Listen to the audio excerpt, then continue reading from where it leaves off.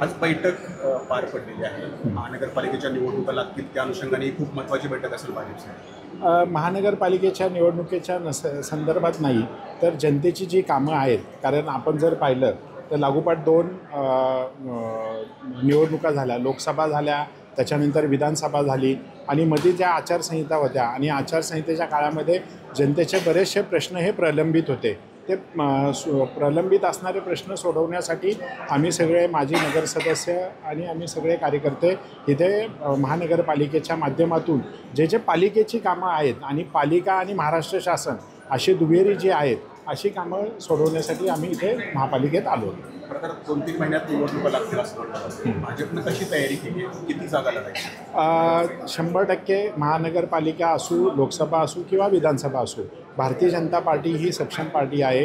कारण आपण जर पाहिलं तर बूथ प्रमुखापासून तर बूथ प्रमुख असतील, शक्ती केंद्र प्रमुख असेल, हा आमचा तयारच आहे. आत्ता जर पाहिलं तर सगळ्यात जास्त मतदान घेणारा पक्ष हा आम्ही भारतीय जनता पार्टी आहोत.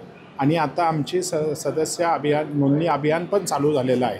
आम्ही लोकशाहीमधील सर्वात मोठा पक्ष असणारा हा भारतीय जनता पार्टी हा जगातला एकमेव पक्ष आहे. आणि मागच्या वेळेचं जे टार्गेट होतं त्याच्यापेक्षाचं जास्त टार्गेट हे सदस्य नोंदणीच्या मार्फत आणि त्याचद्वारे आम्ही लोकांपर्यंत पोहोचण्याचा प्रयत्न करणार आहोत. महायुती जर आहे तर मग बाकी इतर घटक पक्षांनी काय करायचं?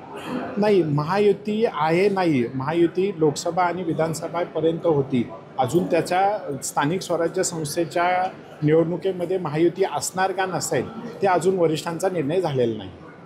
मग चालेल नाही म्हणताय तुम्ही 100% जागा लढणार असंही म्हणताय? हा, मग आमचा कार्यकर्ता हा आम्ही 100% लोकसभेलाही आम्ही तेच म्हणत होतो, विधानसभेलाही तेच म्हणत होतो आणि आता स्थानिक स्वराज्य संस्थेलाही आम्ही तेच म्हणणार आहोत. तर भाजपची बैठक होती. बैठकीत अजित पवार गटाचे, नाना काटे. नाही, भाजपची अशी नव्हती. तर भाजप नाही, इथे सगळे नगरसदस्य, आजी माजी नगरसदस्य आणि ज्या एरियामधील कामं प्रलंबित आहेत ते प्रश्न सोडवण्यासाठी आम्ही सर्वजण इथे उपस्थित होतो. नाना काटे व्यतिरिक्त दुसरे कुणीच अजित पवार गटाचे नव्हते? तुमचे मित्र प्रशांत शितोळे? हो, प्रशांत शितोळे पण येणार होते, पण त्यांच्या वडिलांना अचानक हॉस्पिटलाइज करायला लागल्यामुळे ते आले नाही. संतोषजी बारणे पण इथे आलेले आहेत आणि बाकीचे नगरसदस्यांनी त्यांनी काही लेखी आमच्याकडे मागण्या केलेल्या आहेत, तर त्या लेखी आम्ही निवेदन माननीय आयुक्तांना दिलेलं आहे. म्हणजे नाना काटे भाजपमध्ये येण्याची काही शक्यता नाही? इथे कामाच्या संदर्भात होती आहे, कुठल्या पक्षात येणं किंवा नाही हा विषय नव्हता.